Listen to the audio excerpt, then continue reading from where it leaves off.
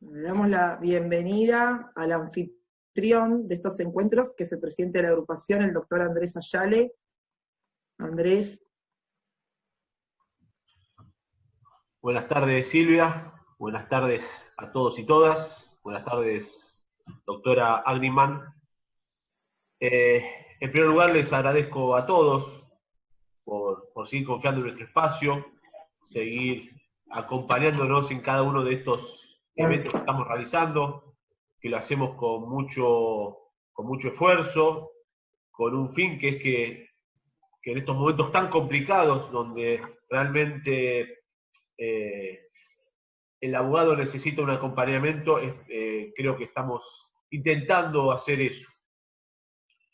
Sin duda, le agradezco a la doctora por la solidaridad y acompañarnos en esta charla. La doctora Agriman es jueza del Departamento Judicial de Morón, entre otras de sus pergaminos que tiene. Y hoy va a dar un tema muy importante, un tema que creo yo que no tenemos que nunca perderlo de vista, que es la violencia de género y la pandemia. Digo, ¿por qué nunca? Porque más allá que sí, hoy en el caso de hoy nos vamos quizás a buscar más a lo que es la pandemia, creo que es muy importante la temática y es un tema muy delicado donde siempre hay que estar de cerca y tratar de hacer este tipo de charlas para combatir lo que es la violencia. Como bien dijo la doctora Furcinito, los invitamos a todos a participar de cada uno de nuestros eventos, en nuestras redes sociales, y asimismo, en el día de hoy, especialmente en la charla de hoy, lo que vamos a hacer es una disertación de la doctora, y luego abriremos el lugar para las preguntas del caso, siendo la moderadora la doctora Silvia Furcinito. Así que cuando guste, doctora, por favor, puede empezar. Bueno, buenas tardes a todas, a todos. En primer lugar, quiero agradecer al doctor Andrés Ayale, a la doctora Romina Panetta, con quien hemos compartido trabajos en la Universidad de La Matanza, y a todo este auditorio que veo bastante numeroso y comprometido en esta temática que hoy nos convoca. Y que se inscribe dentro de un problema multidimensional, como es esta emergencia que ha desatado el coronavirus, y que además se trata de una jornada que es útil remarcar, se inscribe dentro de lo estipulado por la ley 27.499, que es la ley Micaela, que nos obliga a todos y a todas a capacitarnos en la temática de violencia de género. En primer lugar, como creo que se puede intuir, esta problemática que ha traído el COVID-19 supera el ámbito sanitario. Es mucho más que una cuestión de salud, ha provocado un auténtico tembladeral en todos los ámbitos del saber y nos interpela muy especialmente desde el campo jurídico. Como ha dicho el filósofo coreano Byung-Chul Han, estamos afrontando un estado de guerra permanente. Esta situación ha puesto de rodillas al mundo y provoca miedo, provoca inestabilidades, y justamente desde ese miedo encuentro yo un vaso comunicante con la histórica violencia que hemos sufrido mujeres y niñas a lo largo de la historia. Ese estado de aterrorizamiento que provoca la violencia masculina. Por eso quería compartir algunas reflexiones con el objetivo de despertar nuevas iniciativas para también, dentro de esta pandemia, salvar vidas de mujeres por violencia de género, salvar vidas de mujeres que van a ser criminalizadas, como lo están arrojando las estadísticas, por las consecuencias dramáticas económicas de esta pandemia, y también luchar por un mundo equitativo entre hombres, mujeres y todas las identidades sexuales. Ustedes deben tener presente ese famoso comunicado de la Comisión Interamericana de Derechos Humanos, ni bien iniciada esta emergencia sanitaria en abril de este año, donde la Comisión Interamericana hizo hincapié en lo siguiente: nos alertó que la pandemia de la COVID iba a provocar un alto nivel de violaciones de derechos humanos, especialmente dentro de este continente, porque es en las Américas donde se patentizan las mayores desigualdades sociales del planeta, los mayores índices de violencia social e institucional, y en especial altos niveles de violencia contra las mujeres y contra otras identidades, violencias raciales y étnicas. Esta alerta también nos remite a la experiencia europea, que al igual que en el ámbito sanitario, que permitió tal vez a nuestro país y a la región anticipar escenarios, ¿no? Los altos índices de contagio en el viejo continente también estuvieron acompañados de un mayor incremento de violencia contra las mujeres. Es por eso que Naciones Unidas luego comienza a lanzar esta idea de la segunda pandemia, y de esa forma denomina a otra curva ascendente de distintas magnitudes que el SARS-CoV, que es esta segunda pandemia, que es la violencia contra las mujeres, y que en nuestro país ya ha sido constatada, ni bien iniciadas las medidas de aislamiento social preventivo obligatorio, que sin desmerecer sus virtudes en términos sanitarios, han provocado un contexto de convivencia forzosa para miles de niñas y mujeres, amenazando su integridad psicofísica, y ha provocado que ascendiera una curva menos visibilizada que la del famoso virus, una curva ascendente en la tasa de feminicidios. Sí, ya desde que empezó el primer periodo del aislamiento preventivo social obligatorio, entre el mes de fines de marzo y principios de abril, se constataron en nuestro país 50 feminicidios. Aumentó sensiblemente la tasa de denuncias, también por hechos connotados como violencia contra las mujeres. Y esto sin perder de vista que justamente en el ámbito de la violencia machista es donde hay mayor tasa de cifra negra de delito, es decir, hay un subregistro de denuncias porque hay muchas mujeres que no están en condiciones de denunciar, y también porque en la primera etapa de las medidas de confinamiento hubo una retracción del acceso al servicio de justicia, como todas y todas lo sabemos.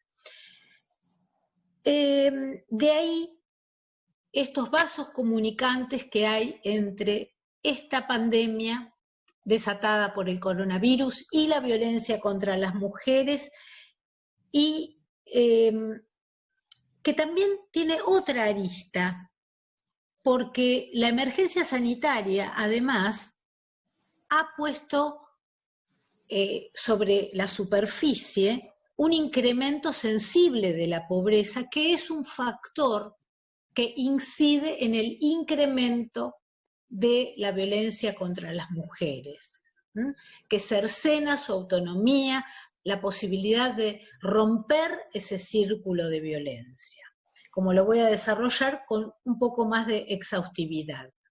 Por eso mi exposición va a estar focalizada en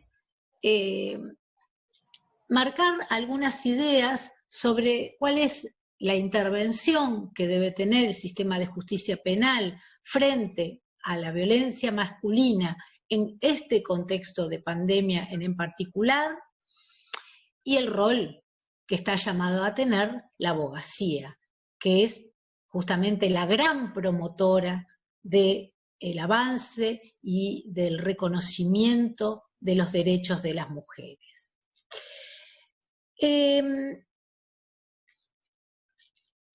Antes de hacer foco en las tensiones entre la violencia de género en contexto de pandemia, me parecía importante hacer algunas precisiones conceptuales.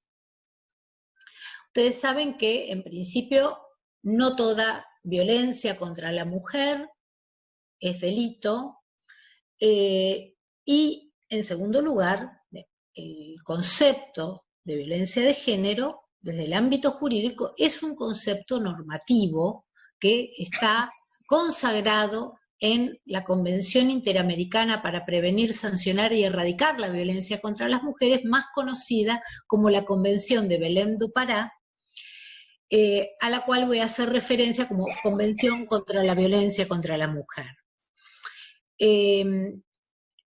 Esta convención, que nosotros la conocemos como la joya de la corona, porque es el instrumento más completo y complejo de derechos humanos a una vida libre de violencias de mujeres, que no reconoce parangón en otros continentes.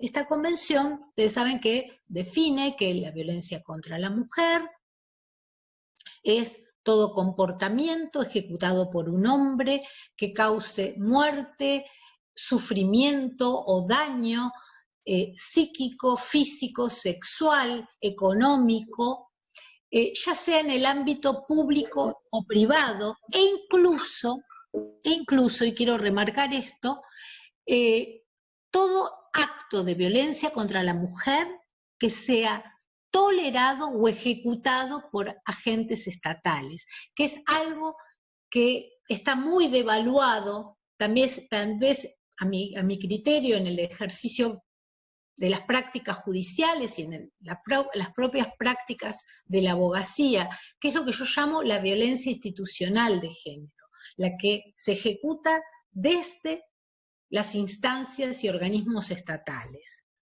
Este concepto normativo tiene sus orígenes, paradójicamente, en la Conferencia de las Mujeres de Beijing de 1995.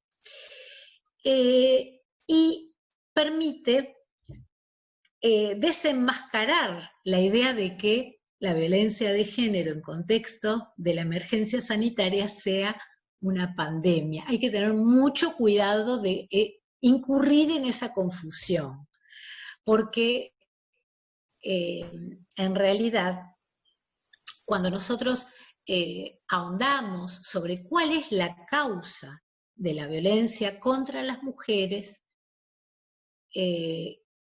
ustedes verán que ya la criminología crítica feminista ha superado a la criminología tradicional de corte positivista, que atribuía el comportamiento del hombre maltratador a una cuestión patológica. Incluso el agresor sexual visto como un enfermo, y también en el ámbito de pareja. Por eso es peligroso hablar de la violencia de género en términos de pandemia.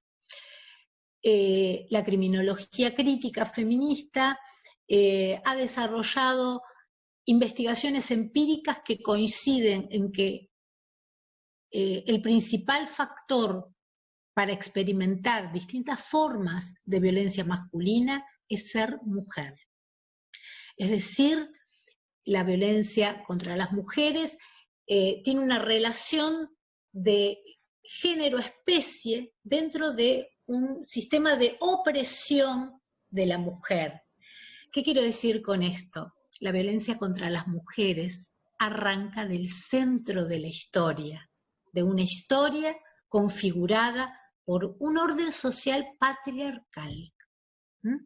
¿Qué quiere decir esto? Un orden social patriarcal que tiene una estructura, al igual que una casa tiene cimientos. Esos cimientos se basan en la histórica distribución desigual de bienes y recursos entre hombres y mujeres. ¿Y esto por qué fue así? No fue por obra de la naturaleza. Justamente el patriarcado es un orden de dominación, es una construcción social, como lo fue las monarquías absolutas, como lo ha sido la esclavitud, ¿sí? Es un orden de opresión, tiene esta estructura. ¿Cómo se sostiene el patriarcado a lo largo de la historia? Se sostiene porque ese bajo estatus inferiorizado de la mujer tiene sus raíces en la función biológica de la mujer en la reproducción. Es decir, la maternidad como función biológica de la mujer justificó su confinamiento, ese primer confinamiento dentro del espacio doméstico. Es decir, con la excusa de que las mujeres somos quienes por razones biológicas damos a luz, con esa excusa se genera lo que luego el feminismo llama la división sexual del trabajo. Entonces, las mujeres debíamos estar confinadas dentro del hogar, quedábamos relegadas en forma exclusiva a dos funciones, al cuidado de hijas e hijos y a la administración del hogar.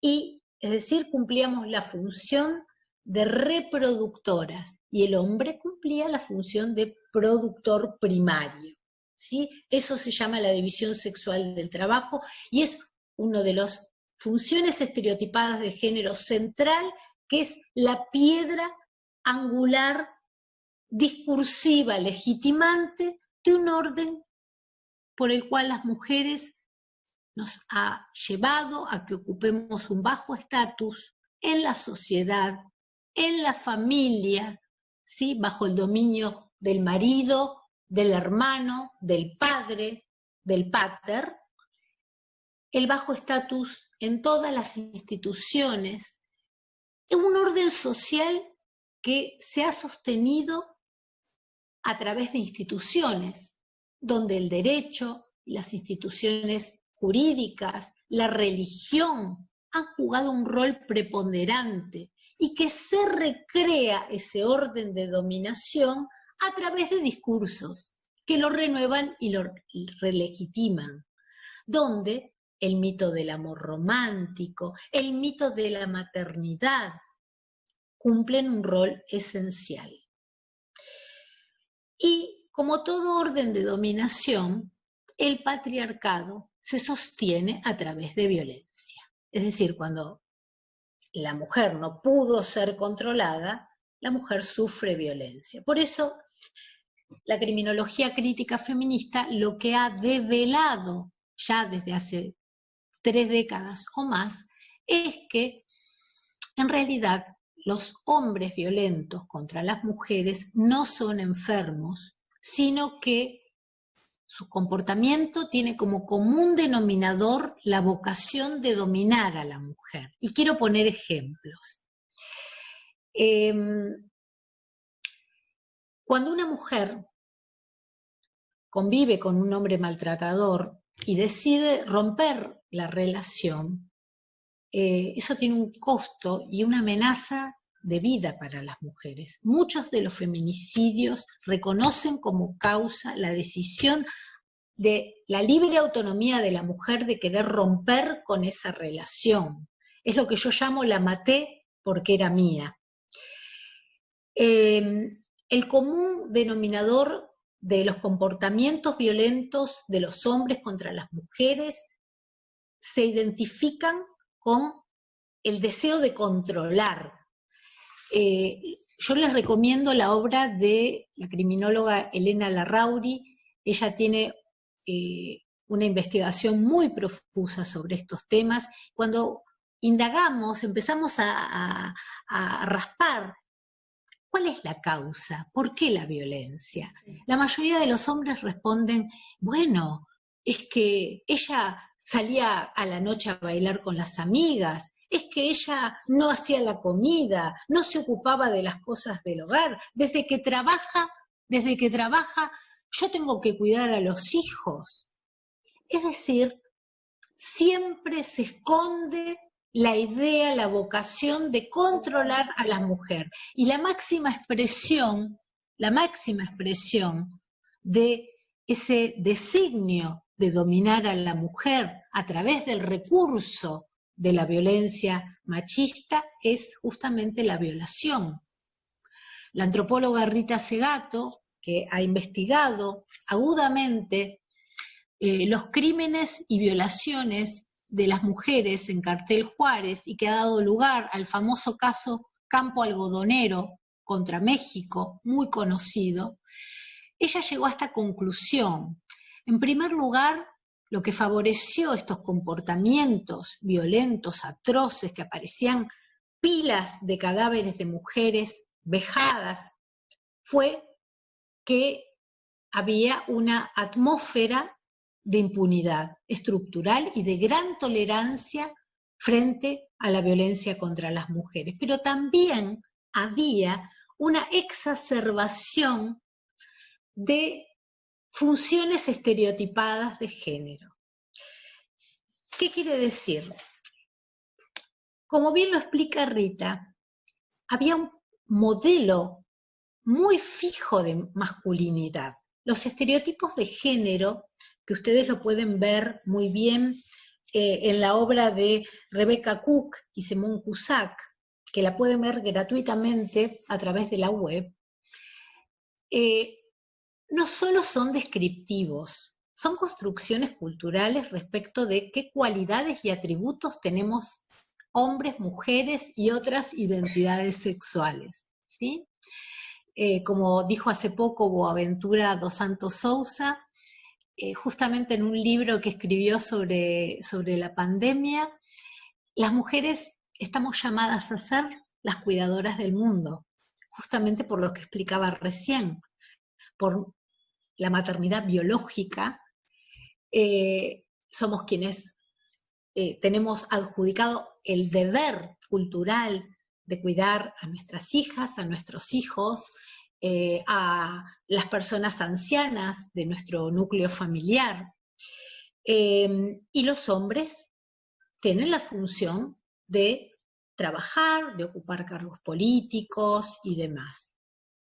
Estos son una distribución de funciones y roles y de cualidades entre hombres y mujeres que es cultural, y que a través de la lucha del movimiento de mujeres se está poniendo sobre la superficie y se está batallando porque, como dice Judith Butler, son más duros de romper que cualquier roca.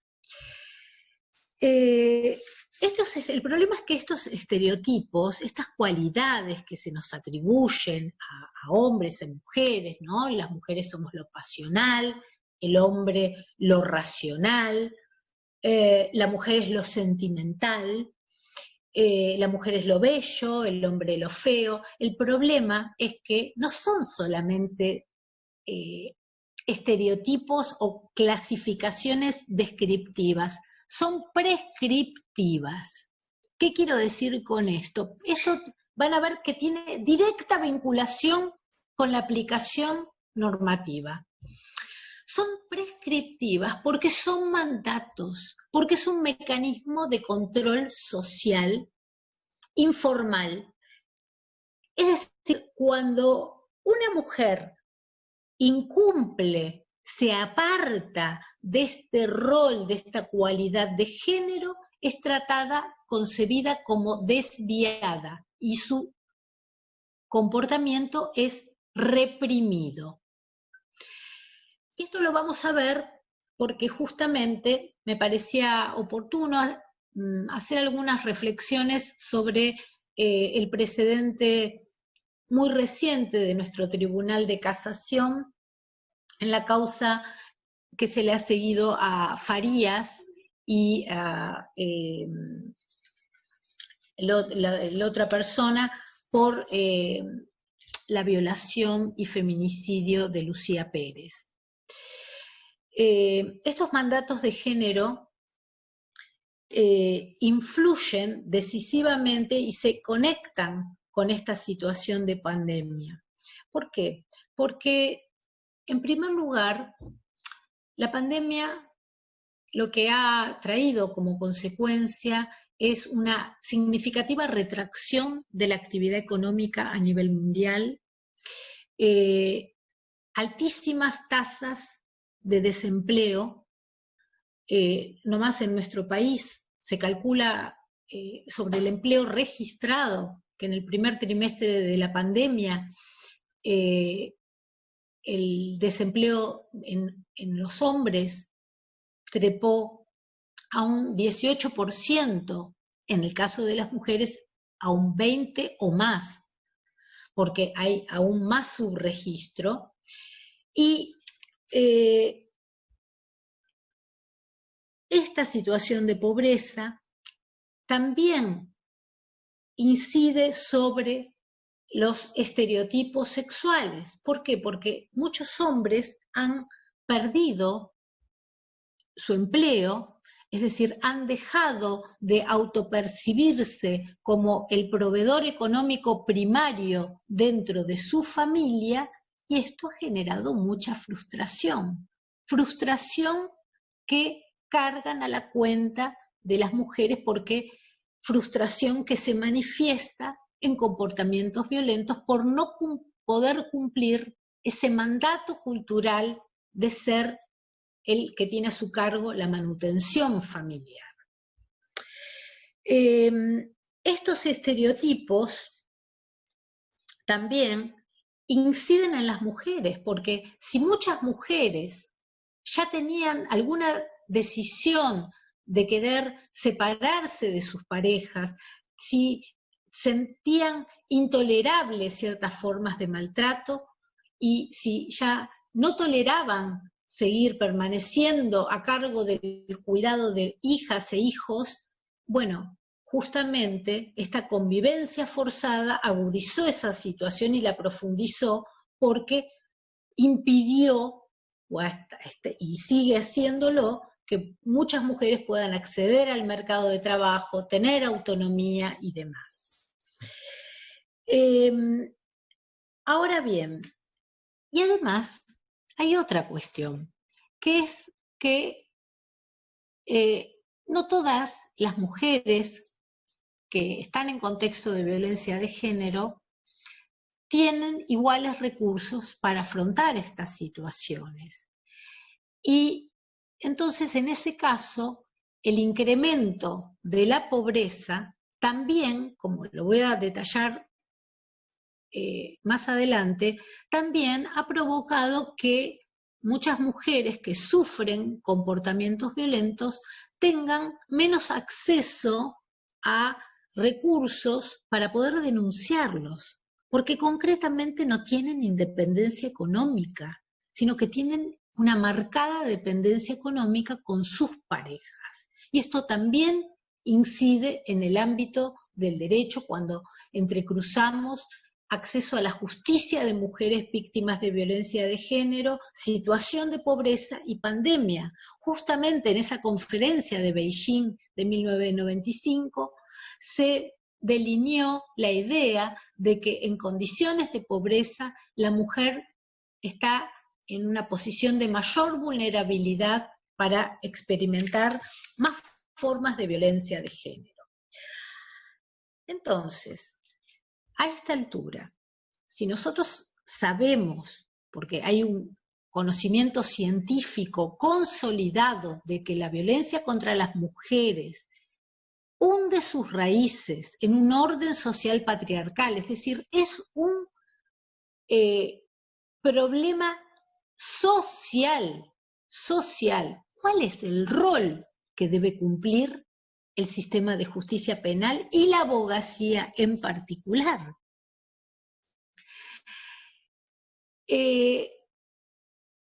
Hay que seguir, en ese sentido, los parámetros trazados por la Convención de Belén do Pará. No es casual que la Convención hace el centro en la prevención de la violencia contra la mujer y el núcleo convencional está en revertir, extirpar esta injusta división de roles y funciones entre hombres y mujeres, que empieza en casa, que empieza desde un proceso de socialización temprana, donde a las niñas les hacemos jugar con muñecas, le inculcamos la idea de que ellas mismas deben ser muñecas, objetos sexuales, y los hombres se les enseña mecánica, autos, es decir, tareas que lo proyectan al mundo de lo público, del progreso, de la productividad. La Convención, desde el plano del deber ser, nos marca, primero, una prohibición de toda forma de violencia contra la mujer, pero va mucho más allá. No se trata solamente de la consagración de un metaderecho individual a la no violencia, sino que marca una hoja a seguir, un camino a seguir que está puesto en la cúspide la idea de las políticas públicas. Y en ese sentido, aunque suene algo que tal vez sea muy elemental, vale la pena recordar que el Estado tiene políticas públicas básicas en un primer nivel, políticas económicas, políticas para fomentar el empleo, para garantizar la salud, la educación. En un segundo nivel, el Estado tiene políticas específicas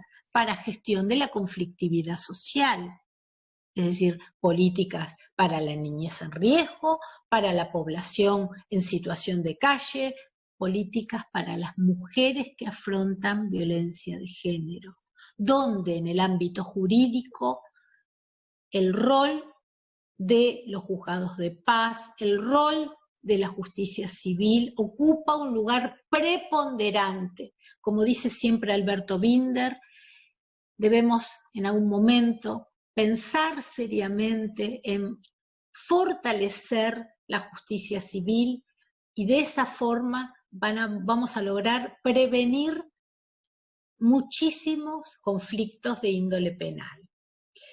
Por último, cuando estas políticas de gestión del conflicto fracasan, el Estado reacciona con la herramienta más violenta que tiene, que es el poder penal. Por eso el poder penal es de último recurso y por eso debemos alejarnos de la tentación de recurrir a la justicia penal en los casos de violencia de género como idea central, ¿sí? Cuando hay un hecho de violencia de género, enseguida, desde el ámbito mediático, se empieza a propagandizar la idea de que la solución de la violencia contra las mujeres está a cargo del poder penal. Y yo creo que eso es la peor solución porque nunca podemos despertar la ilusión de que un problema social estructural de opresión de la mujer en todo su ciclo vital puede ser resuelto desde un poder penal que además históricamente nunca ha sido neutral para la mujer, si no pensemos en lo que fue la combustión de millones de mujeres durante la Inquisición. Ustedes hace poco tuvieron el lujo de participar con un encuentro con el profesor Zaffaroni, y justamente Raúl lo que marca es eso, esta superposición entre el poder penal y el patriarcado nunca ha sido neutral, nunca ha sido indiferente para la mujer, sino todo lo contrario. Como dice Azúa de Batarrita en el País Vasco, generar la expectativa de que la violencia de género se va a solucionar gracias a la intervención del poder penal es como pensar en que solamente nuestros jardines van a mejorar si cortamos el pasto. Acá lo que hay que hacer, como dice Rita Segato, frente a esta temática, es remover la tierra, extirpar los yuyos, es decir, hacer un trabajo estructural. Por eso realmente celebro a mi querida amiga Elizabeth Gómez Alcorta, que es nuestra ministra de las Mujeres y Diversidades de la Nación, que en línea con el programa de la Convención de Belén do Pará ha presentado un programa para prevenir la violencia contra las mujeres, buscando justamente remover esos cimientos que nos atan a un orden de dominación como es el patriarcado. Pero además, yo quiero resaltar algo, y me parece que ser autocríticas y autocríticos es el mejor diagnóstico para asumir la realidad y buscar revertirla. El sistema de justicia penal está conformado por hombres, mujeres, que provenimos también de este orden social patriarcal. Y por más de que nos capacitemos, que estudiemos, que se implemente la ley Micaela, que es sin duda un avance, no estamos disociados de nuestros prejuicios, nuestras representaciones, no solo patriarcales, sino de origen social, nuestra mirada autorreferencial. Me refiero a que yo me siento, digamos, muy identificada con esta idea cuando veo algunos fiscales que me dicen, ay, al final trabajé, investigué este hecho de violencia de género y ahora están de la mano, se reconciliaron. Eso es justamente el problema, es parte del problema. Es que primero a las víctimas no hay que juzgarlas, no hay que tener una mirada autorreferencial, hay que tratar de hacer un esfuerzo por empatizar y comprender la situación de la mujer y entender que se trata de un problema social, que no se va a resolver desde el ámbito del sistema penal. El sistema penal debe intervenir frente a los hechos más graves. Eso es indudable, como lo ha dicho la Corte Interamericana en muchos precedentes. No puede haber impunidad estructural, ¿sí? Pero también es palabra de la Corte que el concepto sancionar no es equiparable a el uso de la pena de prisión. La idea de sancionar también encuentra respaldo en la reparación. Yo les puedo asegurar que en nuestro juzgado hemos implementado hace ya casi 10 años un protocolo específico para el abordaje de casos de violencia de género, y está bien, yo soy jueza de un juzgado correccional y el 95%, porque lo hemos medido, de las mujeres que han afrontado violencia de género no quieren pena de prisión. quieren que las dejen vivir en paz. Entonces yo me voy a concentrar en justamente el acceso a la justicia de las mujeres, la necesidad de ser escuchadas, respetadas, libres de toda visión estereotipada de género. Y sobre todo en este contexto de pandemia que ha puesto todo patas para arriba. Desde el plano del deber ser, como les decía, ¿qué nos dice? ¿Qué deberes estatales y a toda la sociedad y a toda la comunidad jurídica impone la Convención de Belén do Pará? Al igual que ocurre frente a la desventajosa y asimétrica relación que tiene la acusación y defensa, donde existe el lema de la igualdad de armas, que debemos tratar de respetarlo y resguardarlo con una vigilancia epistemológica.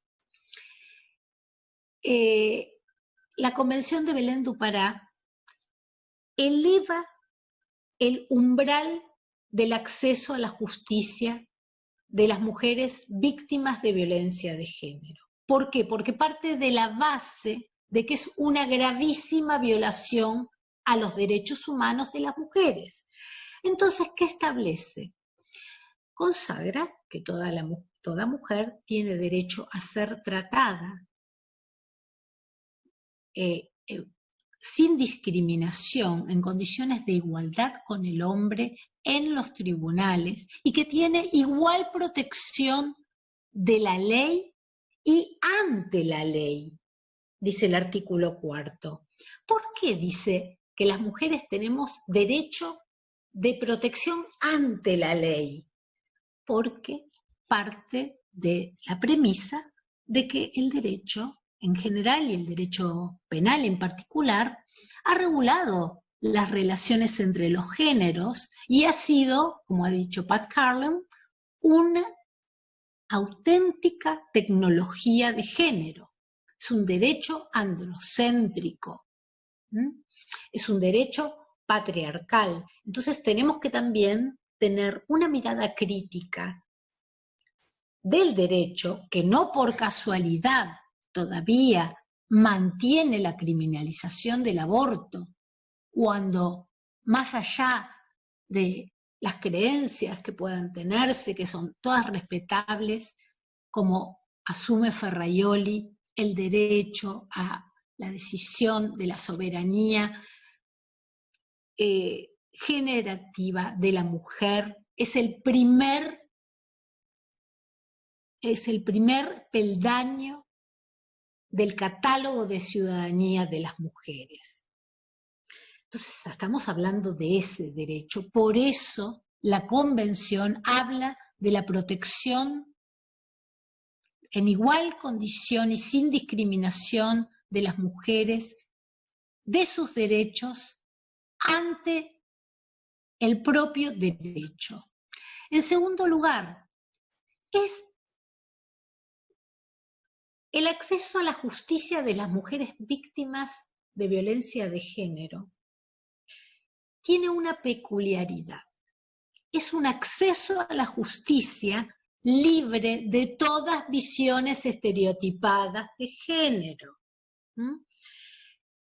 Así lo establece el juego armónico de los artículos 6 y 7 de la Convención. Es decir, cuando nosotros abordamos un caso de violencia de género, no podemos hacer una aplicación discriminatoria del derecho, sino que tenemos prohibido expresamente utilizar funciones o cualidades estereotipadas de género, y esto lo quiero remarcar, porque lamentablemente todavía dentro del ámbito de las prácticas jurídicas y en la abogacía, es frecuente ver defensas que parten de la teoría de, bueno, la maté porque era mía, o sea, pretenden justificar o atemperar feminicidios con la idea de que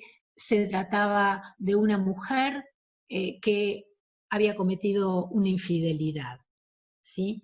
Y eso realmente es el uso de una visión estereotipada de género, porque eso es negar la libre autodeterminación en su vida sexual de las mujeres.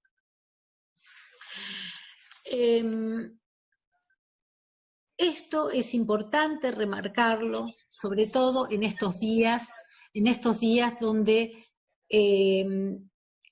como lo decía el Tribunal de Casación de la provincia, ha revocado una sentencia pronunciada, una sentencia absolutoria, pronunciada por un tribunal oral criminal, donde se absolvió a 2 personas, a 2 hombres, por el feminicidio y violación de la adolescente Lucía Pérez. En ese caso, el precedente dictado por el Tribunal de Casación básicamente tuvo en cuenta que en realidad los jueces no habían sido imparciales. No habían sido imparciales. ¿Por qué? Porque la imparcialidad, la independencia judicial, no es solamente la independencia frente a los poderes, a los otros poderes estatales, es también independencia judicial frente a los poderes fácticos. Y el patriarcado es un poder fáctico que genera múltiples desigualdades. Y en ese caso, el fallo de origen, del fallo de primera instancia, había hecho eje en que la víctima era una adolescente, pero era una adolescente fuerte, era una adolescente que, si bien era consumidora de drogas, no hacía favores sexuales a cambio de conseguir drogas, y que tenía además contención familiar, con lo cual estuvo en condiciones de prestar consentimiento para tener relaciones sexuales con los 2 imputados. El Tribunal de Casación revocó esa absolución y básicamente tuvo en cuenta lo siguiente. En primer lugar, dijo, los jueces construyeron su razonamiento vulnerando las reglas de acceso a la justicia, las reglas de Brasilia de acceso a la justicia, alejándose del concepto de vulnerabilidad, donde el concepto de vulnerabilidad está directamente asociado con la edad. En este caso era una joven de 16 años, y también su condición de mujer. Y además estuvo plagado de prejuicios.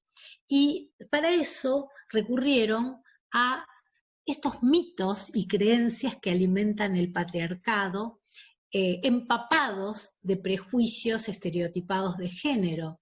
Y uno muy frecuente en el ámbito de las prácticas penales es el mito de la víctima uniforme. Es decir, hay una creencia de que no cualquier mujer es víctima. Víctima en general. O sea, la víctima tiene que ser una mujer sumisa, si es posible casta, de buenas costumbres, pura. Es aquello que ya hace bastantes años Catherine McKinnon denominó como hay mujeres violables y no violables, ¿no? Es decir, la mujer que puede ser reconocida como víctima de violación es aquella mujer que es virgen, casta, pura, que tiene una vida recatada. En cambio, no es víctima la mujer casada, la prostituta, la mujer que tiene experiencia sexual o relaciones con distintos hombres. Bueno, esto es lo que puso sobre la superficie el fallo de casación, que en realidad el tribunal de juicio se concentró en que la víctima era una joven, pero era una joven que ya había tenido experiencias sexuales con hombres de 28 años de edad, era una joven que tenía, que era fuerte, que fue voluntariamente al lugar. Esto también, el mito de las mujeres que dicen no, dicen sí, y esto también es una visión prejuiciosa de género. O sea, una mujer puede consentir participar de una reunión, de un encuentro. No necesariamente eso significa que quiera tener una relación que vaya más allá de un beso, de una caricia. Y si quiere tener una relación o acepta una relación de aproximación con una persona, con un hombre, eso tampoco significa que quiera tener una relación sexual, y menos significa que quiera tener relación sexual con dos hombres que eran mayores que ella y que, según se constató, la víctima mantuvo relaciones vía vaginal y vía anal en forma reiterada, mientras consumió sustancias estupefacientes. Es decir, el precedente de primera instancia partió de un conjunto de visiones prejuiciosas de género para afirmar que Lucía había consentido ese tipo de relación y no tuvo en cuenta la situación de asimetría que experimentó esa joven, que era objetivamente verificable. Lucía consintió, según el chat, concurrir a ese lugar, pero en realidad había una relación de disparidad y de vulnerabilidad de una adolescente encerrada en el departamento de uno de los autores, ¿sí?, mayores de edad, ¿sí?, y que además se confirmó que comercializaban estupefacientes a menores, en un contexto en que la joven consumió sustancias estupefacientes, lo cual es un escenario de una situación de vulnerabilidad concreta en ese ámbito relacional concreto, ostensible, que realmente justifica la crítica que ha hecho el Tribunal de Casación. Por eso, este es otro argumento que pone de relieve las gravísimas consecuencias que trae el orden de los prejuicios dentro del ámbito jurídico y que también alimenta la necesidad de que la abogacía haga foco en esas cuestiones para contribuir a revertirlas.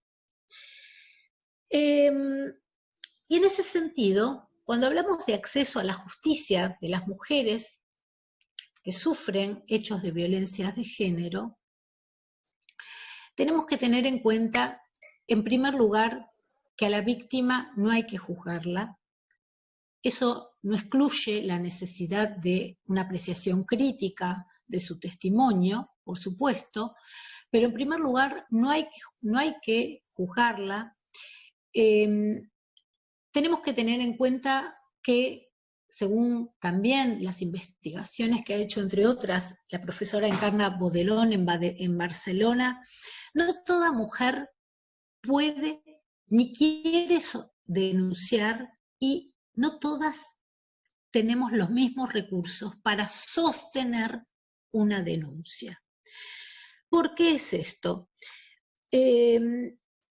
hay una consigna muy difundida y que yo creo que tiene un alto valor para la lucha del movimiento de mujeres, porque nos aglutina, que es: todas las mujeres podemos ser víctimas de violencia de género, pero no todas tenemos los mismos recursos para afrontarlas, y ustedes en la aplicación jurídica y todos, nosotras y nosotros, tenemos que huir como de la peste de la idea de que las víctimas son todas iguales. No es así. No es lo mismo una mujer que sufrió un episodio aislado, que nos dice: yo quiero convivir con este hombre, y esa mujer, fue un hecho aislado pero terminó, yo quiero que este hombre, no sé, se le aplique una suspensión del proceso a prueba, alguna medida de baja punibilidad, alguna alternativa al juicio oral, pero quiero seguir conviviendo porque pudimos hacer terapia, él hizo terapia y cambió su comportamiento. No es lo mismo eso a una violación, no es lo mismo eso a una mujer que ha sufrido una situación de violencia ultrajante, infamante. O sea, no todas las víctimas son iguales, no todos los casos son iguales, no todas las mujeres tenemos los mismos recursos para denunciar. Y en esto la pandemia nos debe encender alarmas, porque es verdad, está confirmado que si bien aumentaron el número de denuncias, hay muchas mujeres que no pueden denunciar.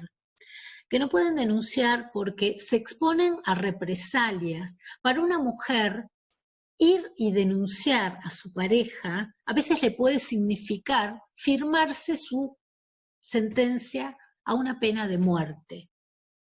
Se expone a riesgos y el sistema penal tiene que tomar nota de eso, y la abogacía también, generando y propiciando medidas de protección, medidas de resguardo, tanto en el ámbito civil como en el ámbito penal, que por supuesto deben ser proporcionales.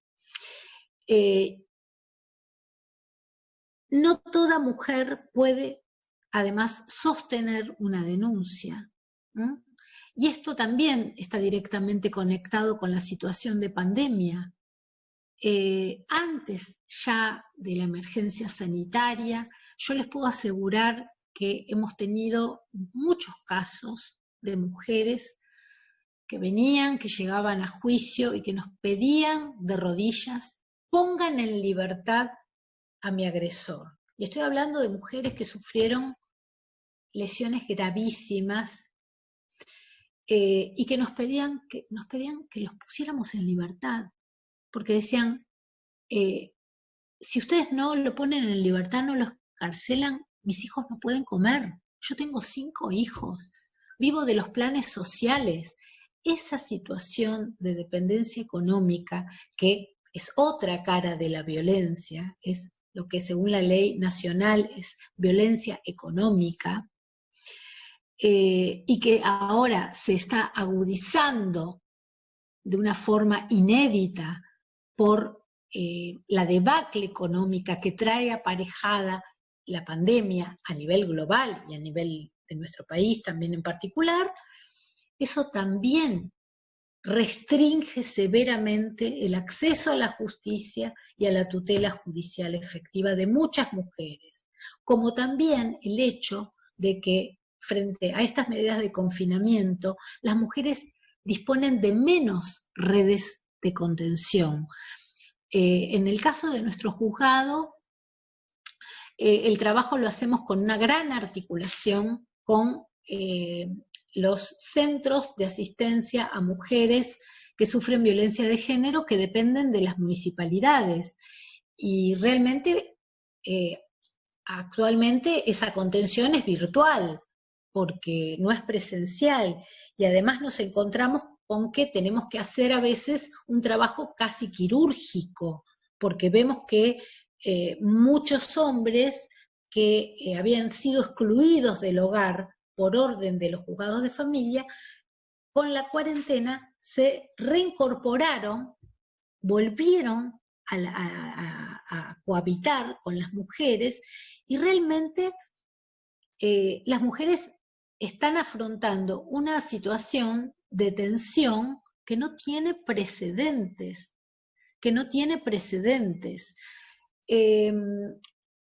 por eso me parece muy importante hacer un trabajo con mucha prudencia, donde debemos hacer un esfuerzo superlativo, primero por escuchar a las mujeres para que puedan acceder a la justicia, escucharlas sin prejuicios de género, porque eso es revictimizarlas, es generarles un daño adicional, ¿sí? No tenemos que actuar burocráticamente, automatizadamente. Cada caso tiene sus propias características, su singularidad. A veces un primer caso, un primer paso por el sistema de justicia penal puede significar un límite para ese hombre maltratador. A veces no. Yo tengo casos donde hay hombres que vienen por, hace poco sacamos una sentencia, 26 hechos de desobediencia a la autoridad, es decir, de incumplimiento de órdenes de alejamiento impartidas por juzgados de familia. Entonces, cada caso tiene sus características, y por otro lado, yo no quiero terminar sin hacer también una reflexión de un tema que es el de mi mayor preocupación, porque ha sido el tema de mi tesis doctoral. La pandemia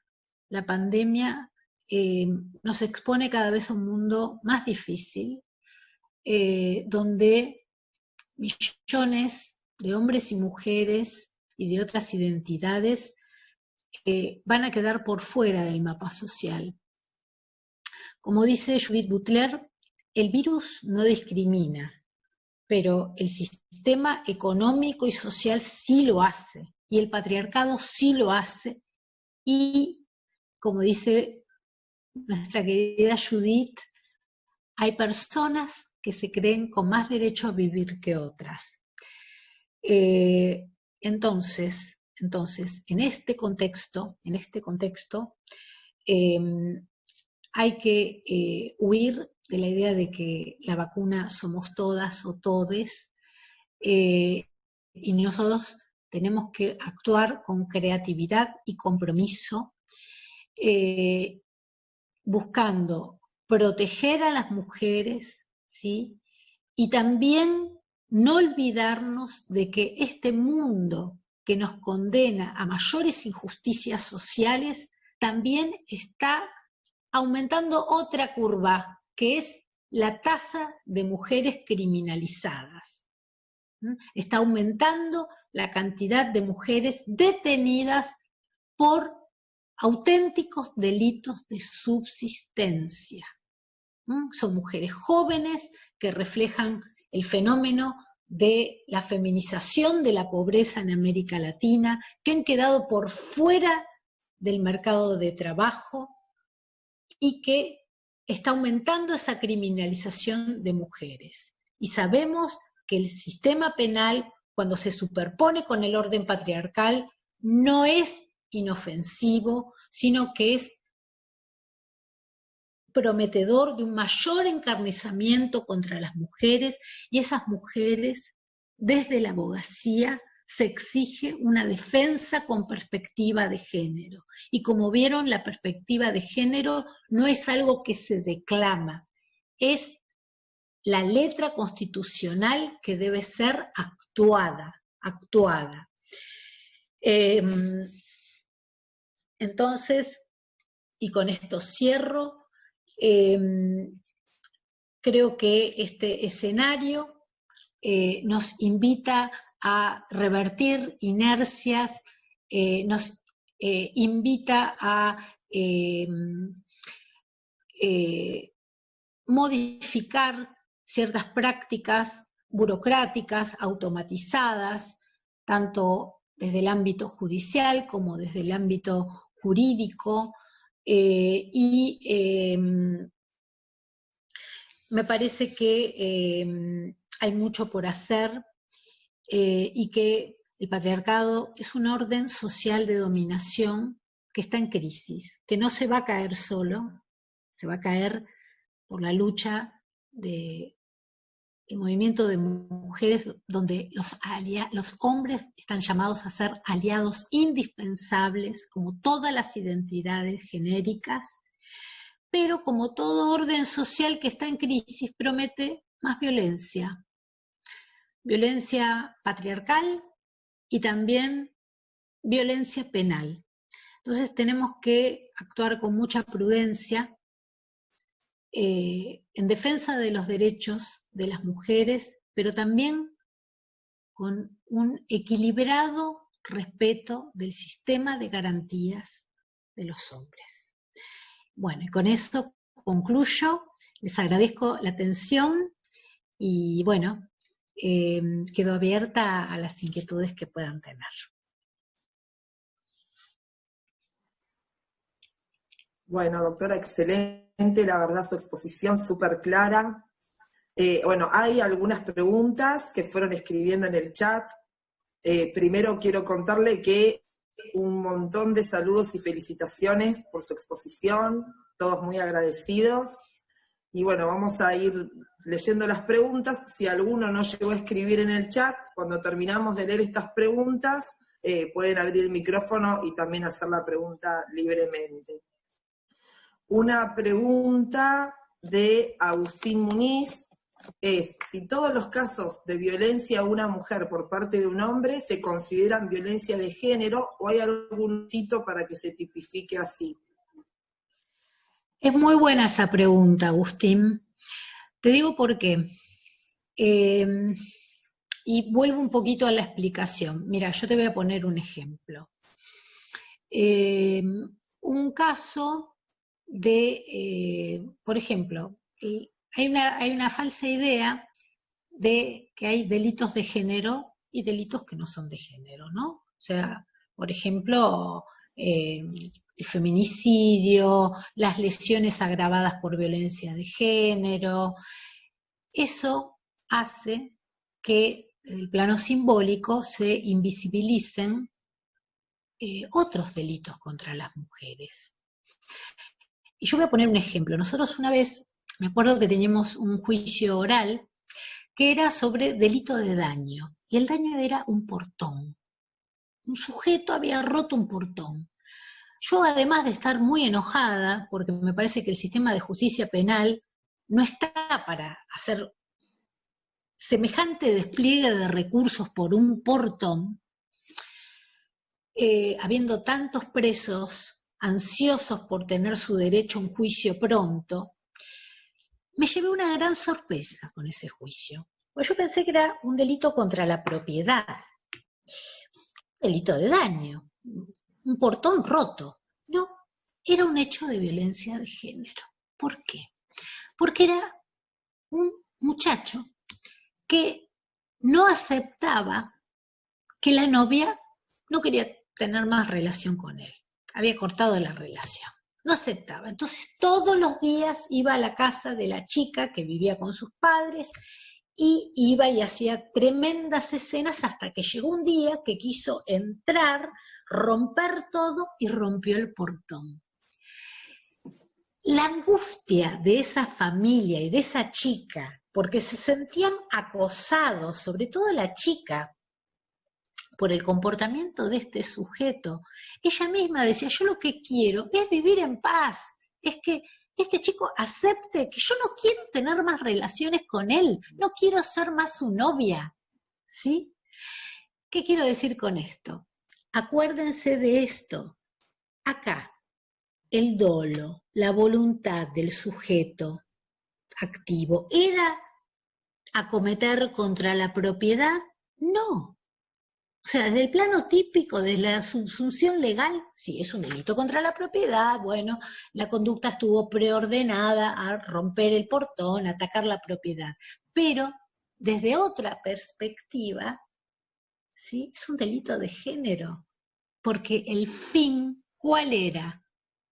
Menoscabar la autodeterminación de la víctima, que era que ella ya no quería tener esa relación de noviazgo con él. Esa es la gran diferencia. Otro ejemplo, yo voy por la calle, me arrebatan la cartera, ¿porque soy mujer es violencia de género?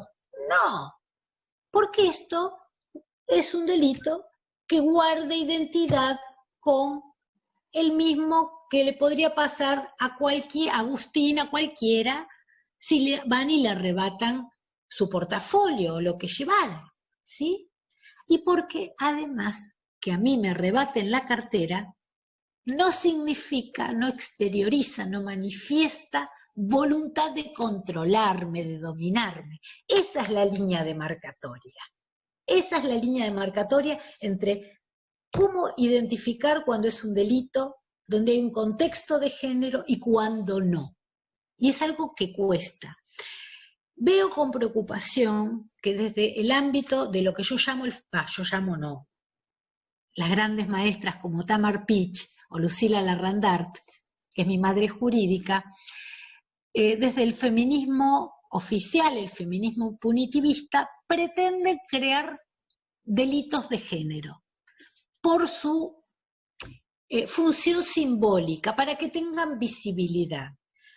Yo lo que pido es que seamos prudentes. Me parece que la clave es que interroguemos, auscultemos el Código Penal con perspectiva de género, pero no que convirtamos al Código Penal en un monstruo peor de lo que es, porque además esto se vuelve en contra de las mujeres. Miren, y en esto voy a ser breve porque me estoy extendiendo mucho. ¿Se acuerdan cuando introdujeron la figura de la agravante del artículo 80, inciso primero, que antes estaba limitada a el vínculo marital, ¿no? Después se modificó por el empuje de cierto sector del feminismo, porque el feminismo es un movimiento plural, hay feminismos.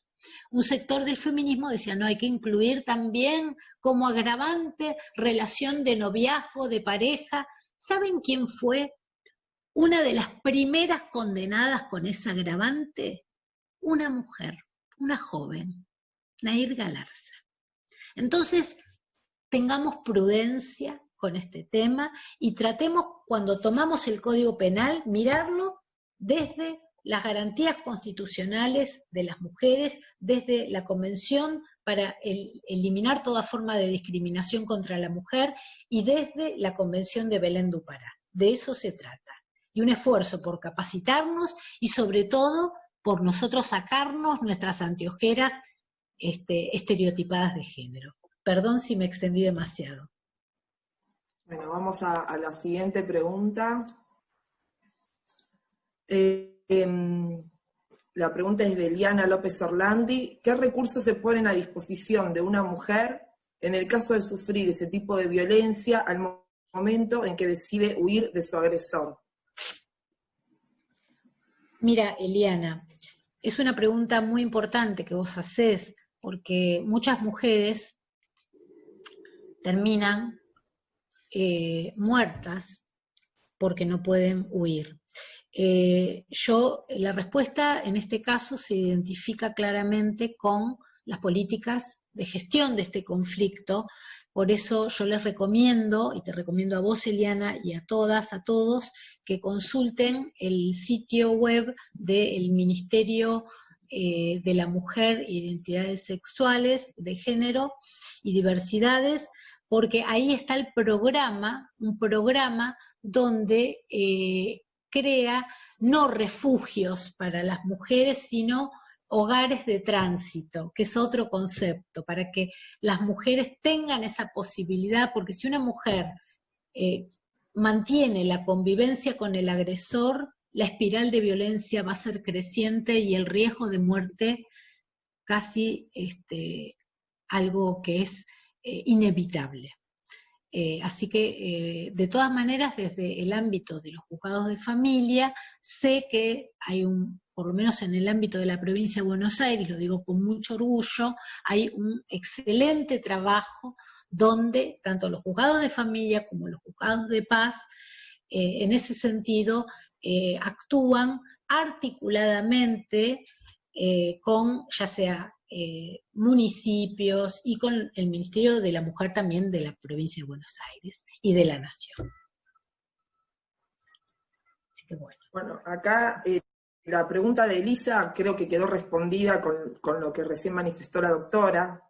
Preguntaba si a veces en los casos de violencia de género que no son tan graves, se decide aconsejar que se resuelvan estas cuestiones en el ámbito civil. Bueno, como usted recién explicó, en realidad es un trabajo que se hace articulado, sobre todo en provincia con el fuero de familia.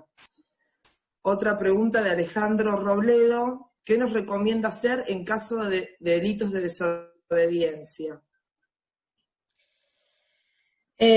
Bueno, es una pregunta también. Bueno, desde el punto de vista de la mujer, es tu pregunta, Alejandro, interpreto. Desde el punto de vista de la mujer hay varias cosas, por eso nosotros y nosotras en el juzgado implementamos este protocolo, porque estamos en la convicción de que desde la jurisdicción hay que asegurar la muralla de garantías del imputado, pero también hay que extirpar todas las trabas en el acceso a la justicia y tutela judicial efectiva de las víctimas. Por más que yo a una mujer, como jueza, le dé un papel que sea una orden de restricción, una orden de exclusión del hogar, una orden de protección de acercamiento, eso no sirve de nada si desde otros ámbitos del Estado a esa mujer no se la ayuda a cortar con el círculo de violencia. Esa ayuda es económica, es de inserción laboral, es de psicológica en segundo lugar, pero es centralmente económica. Por eso a mí me gusta tanto esa definición de Tamar Pich y de los primeros feminismos radicales que hacían eje en la violencia como un peldaño dentro de la opresión patriarcal contra la mujer. O sea, y para hacerte más concreta, vos como abogado podés pedirle una medida de restricción perimetral, etcétera, etcétera. Pero además pedí que tome intervención todo, ya sea el centro de asistencia del municipio, del juzgado de paz, grupos ONGs de mujeres, que esa mujer, o sea, canales para que esa mujer pueda tener autonomía económica. Ese es el ABC para mí. La última pregunta acá del chat de Lorena Glinka: si un hombre es violento pero no puede acreditarse que es por alguna enfermedad psicológica y que no se puede tratar con tratamiento psicológico o médico, ¿se debería instruirlo con educación? Yo supongo que la pregunta, si estás Lorena todavía online, a ver si la podés aclarar, supongo que debe ser si hay algún dispositivo de tratamiento educativo para los violentos. Sí, la pregunta de Lorena es muy buena, es una excelente pregunta. ¿Por qué? Buenas tardes. Hola. Buenas tardes, doctora. ¿Qué tal, Era Lorena? para aclarar un poco la pregunta. No, pero yo creo haberla entendido, pero te escucho. Perfecto, no, sí, basándome en lo que escuché durante su exposición, fue que no podía tratarse a la violencia del hombre hacia la mujer como que él sea una persona enferma. Por ende entiendo de que necesitaría otro mecanismo, como porque si no está enfermo no lo podemos tratar médicamente como se cree en la sociedad con tratamientos psicológicos, sino ayudar desde otra perspectiva, la reeducación, o cómo se saldría de esa situación. Lorena, tu pregunta es muy buena, porque siempre en estos casos, en el ámbito de la violencia de género contra las mujeres, el centro está puesto en la mujer. Es a la mujer la que tiene que, además de hacer la denuncia, además de pasar por un proceso penal donde sufre, que yo me olvidé de mencionarlo, tal vez si se deje en el caso de Lucía Pérez, sufre lo que se llama el acoso judicial. Primero la mujer va a tener que demostrar que es una denunciante creíble, algo que no ocurre con las víctimas de otros delitos. Yo en las únicas víctimas donde veo que le hacen pericias psicológicas para ver si fabula, ¿no? A una víctima de un robo no se le hace, eso no lo vi nunca. Pero no quiero dejar de responderte. Mirá, el centro siempre está puesto en que el tratamiento psicológico lo haga la mujer. Es importante que las mujeres víctimas hagan un tratamiento, ¿para qué? Para recomponer su autoestima, ¿sí? Porque la violencia de género destruye la autoestima de las mujeres, ¿sí? Y además para un tratamiento para que contribuya a que la mujer comience a revertir esa tendencia a la sumisión, a la dominación, y que las mujeres aprendamos a decir no, no es no. En el caso de los hombres, hay un incipiente y muy polémico desarrollo de tratamiento de masculinidades. Actualmente, ya hace unas décadas, hay muchos estudios sobre masculinidades, hay modelos de masculinidad. Y en realidad, desde el Estado, no hay dispositivos, no hay centros de asistencia social, porque como bien, o sea, se dice desde la criminología crítica, y es el concepto que subyace de la Convención de Belén du Pará, que la violencia contra la mujer no es un problema de hombres enfermos, ¿sí?, sino que es un problema cultural, un problema de educación y de historia y de posición de superioridad que le han hecho creer a los hombres a lo largo de la historia. Entonces, digamos, es muy difícil pensar en que eso se pueda revertir con tratamientos llegada a cierta edad. Pero, por ejemplo, sé que en el ámbito del Poder Judicial de Ciudad Autónoma de Buenos Aires hay programas que justamente hay una ONG, en este momento no recuerdo el nombre, pero lo pueden buscar a través de internet, Tratamientos para Hombres, Ciudad Autónoma de Buenos Aires, Poder Judicial de la Ciudad, donde el tratamiento está centrado en contribuir a que esos hombres pongan en cuestión sus comportamientos violentos contra las mujeres, porque en general son por ahí hombres que dentro de su trabajo, el vecindario, tienen una conducta encomiable, envidiable, tienen un dominio de sus emociones admirable, pero dentro del hogar son auténticos dictadores. Entonces, hay muy pocos centros. Nosotras, por suerte, hay una fundación en la localidad de Moreno, en el oeste del conurbano, que bueno, en estos casos también presta ese servicio de revertir modelos de masculinidad patriarcal. Pero es realmente una deuda pendiente, ¿no?, por parte del Estado y de distintas organizaciones. Pero además, tu pregunta viene muy bien porque me permite aclarar algo. La desigualdad estructural entre hombres y mujeres es, sin duda, la causa de la violencia contra la mujer. Pero además, no podemos depreciar ni subestimar otros factores de riesgo. que existen y que nosotros lo vemos con mucha frecuencia, que es que además hay hombres que tienen trastornos patológicos, ¿sí? Hay hombres que además tienen trastornos por alcoholismo, por adicción a las drogas, y además también hay otros factores que tampoco deben de evaluarse porque limitan la posibilidad de repensar la respuesta. Hay factores culturales, ¿sí? Hay factores culturales.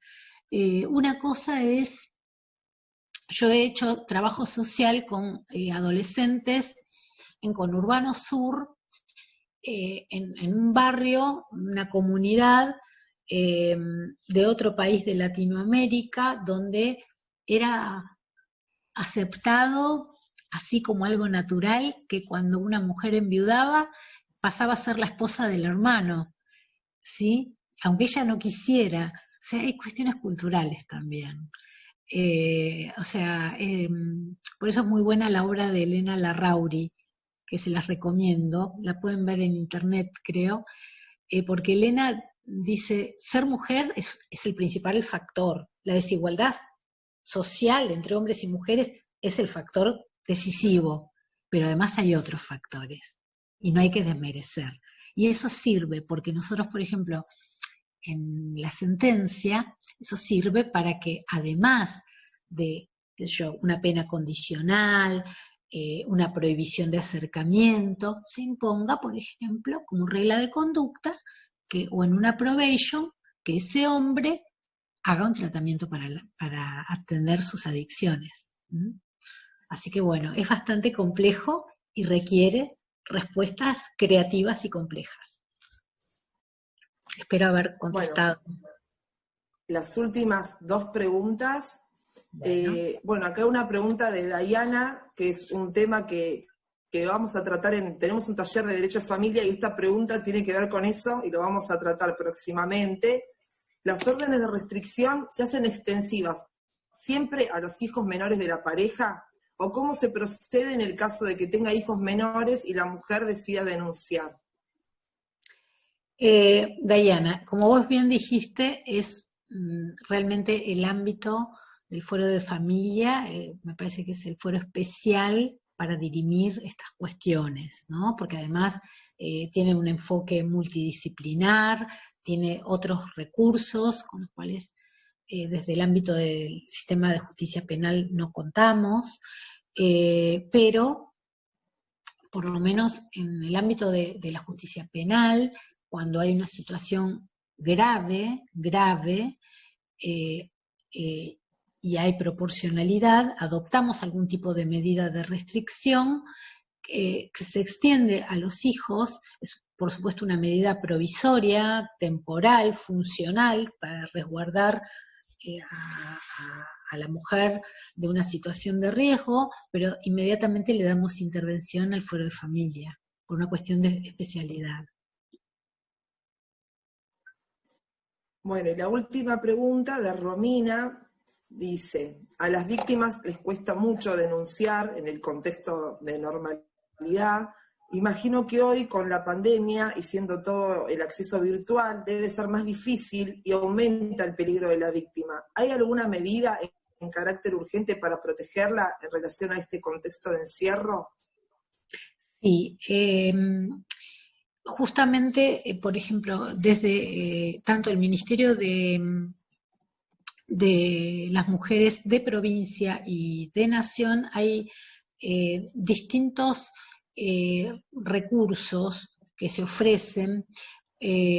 Bueno, por ejemplo, no me acuerdo puntualmente en qué consisten, porque realmente muchísimas mujeres no denuncian. Nosotros hacemos un monitoreo desde el juzgado de cuál es el estado de situación de algunas mujeres que aparecen como víctimas porque hemos dictado sentencia y la sentencia todavía no está firme, y vemos que hemos comprobado que las personas que han sido condenadas, sus parejas, han violado las reglas de conducta que le hemos impuesto, y que ellas no lo han denunciado, no lo han denunciado justamente por el contexto de pandemia. En realidad, esto nos remite, como dije antes, a las políticas públicas, ¿no? No somos desde el ámbito de la jurisdicción quienes debemos pensar estos mecanismos de denuncia, pero te pongo un ejemplo. Hay información para que las mujeres, por ejemplo, hagan denuncias y utilicen un lenguaje encriptado. Por ejemplo, hagan un llamado pidiendo pizzas, ¿sí? Llama en realidad al teléfono de asistencia a víctimas de violencia de género, pero pide pizzas. Y con eso enseguida recibe un canal para poder hacer su denuncia o está dando cuenta de una situación de peligro. Hace poco compartimos un encuentro con la directora del Instituto de María da Pena de Brasil, y ellas, por ejemplo, allá dan cursos y lo difunden en los medios, todo, para que las mujeres tengan, por ejemplo, cuidado cuando hacen las denuncias, cuidado de no dejar el teléfono a disposición de sus parejas, utilizar ciertos códigos, ¿Qué modelos incluso hasta de denuncias a través de correo electrónico, pero con un lenguaje encriptado porque imagínense estar bajo el mismo techo con el maltratador y denunciarlo es realmente cavarse la fosa. Pero hay mecanismos así. Por eso también me parece que mismo desde la abogacía, si yo fuera abogada de alguna mujer, se puede pensar en algún tipo de asesoramiento de esta índole. Y además, por supuesto, una función muy útil es la del botón antipánico. El botón antipánico es una herramienta, pero yo creo que muy, muy útil, extremadamente útil, porque realmente, por lo menos en mi experiencia, hemos tenido resultados muy satisfactorios. Así que bueno, espero haber respondido adecuadamente. Y otra pregunta de Florencia Busoni: ¿qué sucede cuando la violencia es inversa, de la mujer contra el hombre? Es buena la pregunta, Florencia, porque en realidad no es violencia de género. Mira, hay muchos estudios que se han hecho en Estados Unidos y que lo que arrojaron han sido las siguientes conclusiones. Hay mujeres que pegan, hay mujeres que pegan, hay mujeres que pegan. Pero la conclusión que se llegó es que del grueso de las investigaciones empíricas y de la información recolectada, cuando la mujer agrede al hombre es, primero, con menor nivel de violencia física. Segundo, es en general defensiva. O sea que en los casos, por ejemplo, yo he participado integrando un tribunal oral en un homicidio. Una mujer había matado a un hombre y estaba presa por eso, ¿no? Y la terminamos absolviendo porque en realidad era un comportamiento que estaba justificado. Ella estaba en un contexto de violencia de género y se vio obligada a defenderse. Era la única forma que tenía para preservar su vida.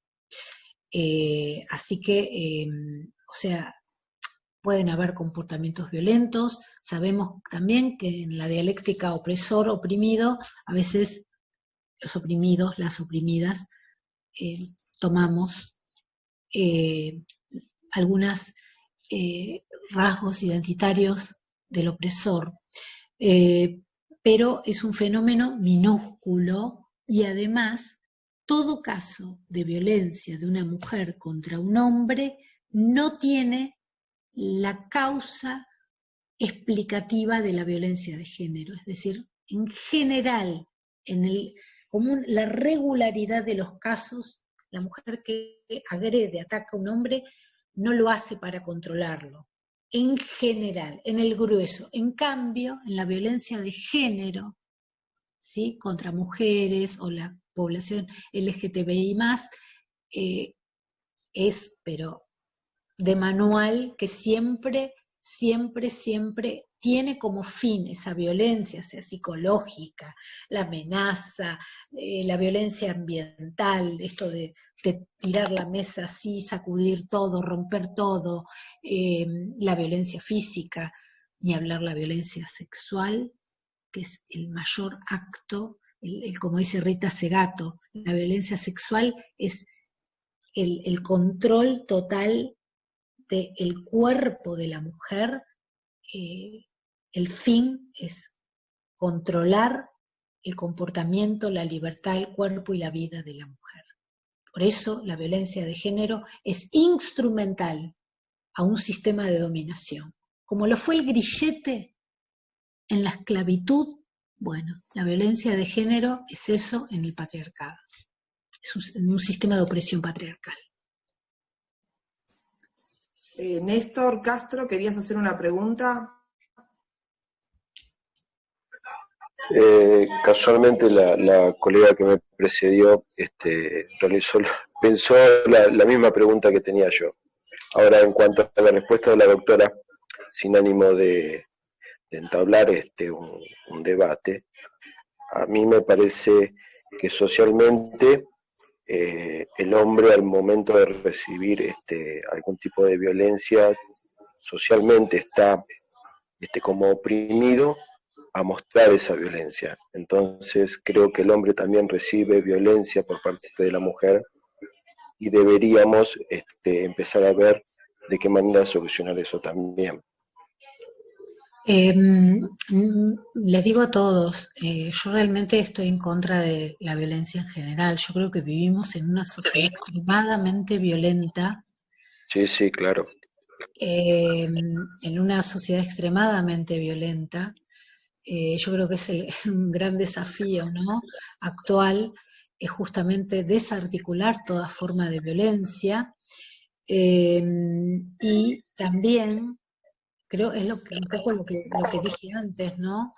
Qué sé yo, en muchos casos, a veces las personas oprimidas terminan imitando lo peor de sus opresores.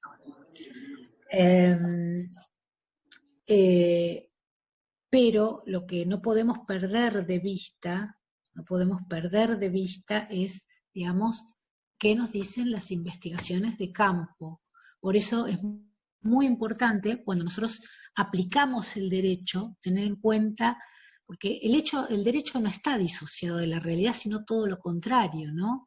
Nosotros intervenimos dentro de un ámbito de la realidad social y realmente las escuelas de leyes no nos dan herramientas suficientes para hacerlo, ¿no? Pero bueno, hay mujeres que sí, sin duda, toman lo peor de la masculinidad. Lo peor, yo he tenido homicidios de una chica adolescente en manos de otra, o sea, se han peleado como hombres, pero no es, digamos, la regularidad, no es el grueso de los casos, sino que es ocupan un espacio minúsculo. También yo creo que y yo quiero ponerme un poco en el lugar de muchos hombres, de muchos jóvenes, adolescentes, que a veces estos discursos, que el feminismo, los movimientos de mujeres, los desestabilizan, pero en el buen sentido de la palabra, porque a veces hay ya el movimiento de mujeres, el movimiento feminista es algo plural, ¿no? Y bueno, también las ciencias son pendulares, ¿no?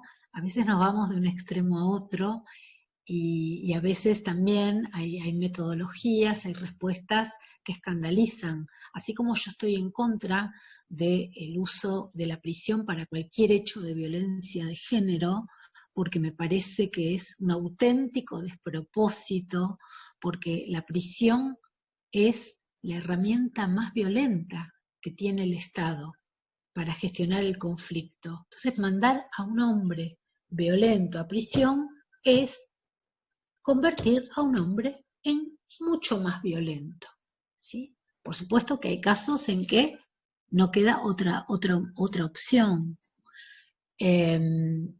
pero me parece que tenemos que ser creativos y creativas y pensar nuevas formas de gestión de la violencia contra las mujeres y de las violencias en general, ¿no? Porque también veo que hay grupos de chicas que a veces escrachan a chicos, adolescentes, y me parece que tenemos que buscar una sociedad donde podamos vivir, como dice Binder, sin tratarnos como enemigos y enemigas. Básicamente es eso, ¿no? Y que creo que en la educación de los adolescentes está la clave para el futuro, para poder erradicar esto, es fundamental. Nosotros, cuando empezamos con este ciclo de charlas, que fue a mediados de abril, justamente la primera charla fue Relaciones familiares en el contexto de pandemia, y analizamos cómo la justicia del lado civil y de familia había tomado la posta, y con fallos con verdadera perspectiva de género, en lo que fue la prórroga de las medidas de restricción durante toda la vigencia del aislamiento social preventivo y obligatorio, cuestiones que tenían que ver con juicios de alimentos, notificaciones mucho más ágiles teniendo en cuenta el contexto de pandemia. Así que bueno, después de esos meses que transcurrieron, ahora tener esta charla desde el lado del derecho penal, la verdad que está buenísimo. No sé si no hay ninguna pregunta más. Andrés, tenés la palabra para hacer el cierre. Bueno, doctora, no sé, ¿hay alguna pregunta más? Bueno. Sí, yo tenía una. Diego es mi nombre. Diego, hacé la última pregunta, gracias, Diego. Sí, es corta, es un poco lo había escrito ya, es si el Poder Judicial no se debe una revisión precisamente sobre violencias, porque no tiene una licencia, no tiene un protocolo hacia adentro. Podemos abordar y usar la herramienta del Poder Judicial contra la violencia, pero el mismo Poder Judicial, pregunto, si se ha hecho una revisión. Gracias. Bueno, la verdad que una pregunta excelente la tuya, Diego. Yo lo he escrito en varios libros, incluso en uno ahora que salió como una contribución para la reforma judicial. El Poder Judicial se debe una gran reforma estructural, transversal, con perspectiva de género, porque esto no se logra solamente con capacitación, recién lo dije, hay que hacer reformas estructurales. Ustedes fíjense la composición de la Suprema Corte Provincial, solo una mujer en la Corte Nacional, y lo mismo ocurre en la mayoría de los tribunales superiores. El poder sigue estando en manos de Zeus, y como lo han dicho gente que ha trabajado mucho en reformas judiciales, como Alberto Binder, entre otros, la presencia no solo de mujeres, sino de también personas que provengan de otras minorías infrarrepresentadas. ¿Por qué no? Una jueza trans,